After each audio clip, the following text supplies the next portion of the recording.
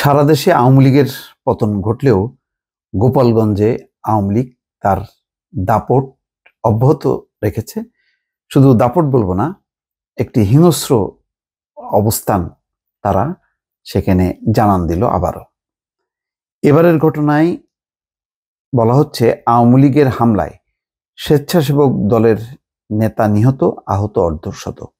সমকালের report, যুগান্তরের report, স্বেচ্ছাসেবক দলের একজন নেতা সহ 2 জন নিহত এবং আহত অর্ধশতাধিক।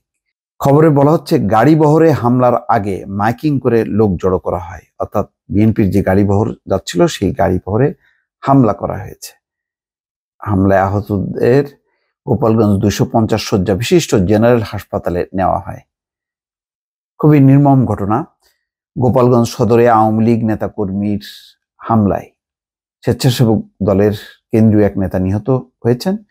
শুক্রবার বিকাল 5:30টার দিকে উপজেলার ঘোনাপাড়া মোড়ে স্বেচ্ছাসেবক দলের কেন্দ্রীয় সভাপতি SM জিলানির গাড়ি বহরে এই হামলার ঘটনা ঘটে। এতে সাংবাদিক সহ অর্ধশতাধিক ব্যক্তি আহত হয়েছেন। কমপক্ষে 10টি গাড়ি ভাঙচুর করা হয়। নিহত শওকত আলী দিদার স্বেচ্ছাসেবক দলের কেন্দ্রীয় ক্রীড়া সম্পাদক ছিলেন বলে জানিয়েছেন সংগঠনের সাংগঠনিক সম্পাদক নাজমুল হাসান। তিনি জানান, হামলার প্রতিবাদে শনিবার সারা দেশে স্বেচ্ছাসেবক দল বিক্ষোভ কর্মসূচি পালন করবে।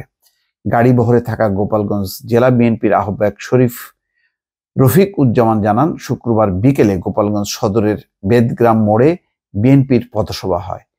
পথসভা শেষে SM জিলানি গাড়ি বহন নিয়ে গ্রামের বাড়ি টুঙ্গিপাড়া যাচ্ছিলেন। পথে ঘোনাপাড়া মোড়ে পৌঁছালে মাইকিং করে আগে থেকে অবস্থান নেওয়া আওয়ামী লীগ ও সহযোগী সংগঠনের 200 থেকে 300 নেতাকর্মী দেশীয় অস্ত্রশস্ত্র নিয়ে ব্যারিকেড দেন। এক পর্যায়ে তারা গাড়ি ভাঙচুর ও নেতাকর্মীদের কুপিয়ে জখম করেন। ঘটনাস্থলেই শওকত আলী দিদার মারা যান এবং বহু নেতাকর্মী আহত হন। সদর উপজেলা বিএনপির সভাপতি শিকদার শহীদুল ইসলাম লেনিন জানান, ঘোনাপাড়া মোড়ে গোপালগঞ্জ পৌরসভার 15 নম্বর ওয়ার্ডের কাউন্সিলর আমিন মোল্লা, গোবরা ইউনিয়নের আওয়ামী লীগ সভাপতি জিকরুল ফকির, স্থানীয় আওয়ামী লীগ নেতা আলিমুজ্জামান ও হাসান মোল্লার নেতৃত্বে এই হামলা হয়। হামলার কথা স্বীকার করে ঘোনাপাড়া আওয়ামী লীগ নেতা আলিমুজ্জামান বলেন, SM জিলানির গাড়ি বহর ঘোনাপাড়া অতিক্রমের সময় বঙ্গবন্ধু ও শেখ হাসিনার ছবি সম্বলিত ব্যানার ছিঁড়ে পদদলিত করে। বিষয়টি আমরা মাইকিং করে সবাইকে জানালে স্থানীয়রা সংগঠিত হয়ে তাদের প্রতিরোধ করেন।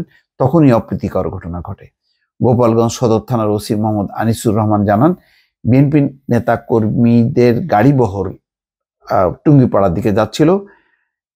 কেন এমন হয়েছে তা জানা যায়নি, তবে শুনেছি ব্যানার টানাটানি নিয়ে আওয়ামী লীগ নেতা কর্মীদের সঙ্গে সংঘর্ষ হয়েছে। পরে ঢাকা খুলনা মহাসড়কের ঘোনাপাড়ার অদূরে দোলা পাম্পের বিপরীত পাশ থেকে শওকত আলী দিদার নামে এক ব্যক্তির লাশ উদ্ধার করা হয়।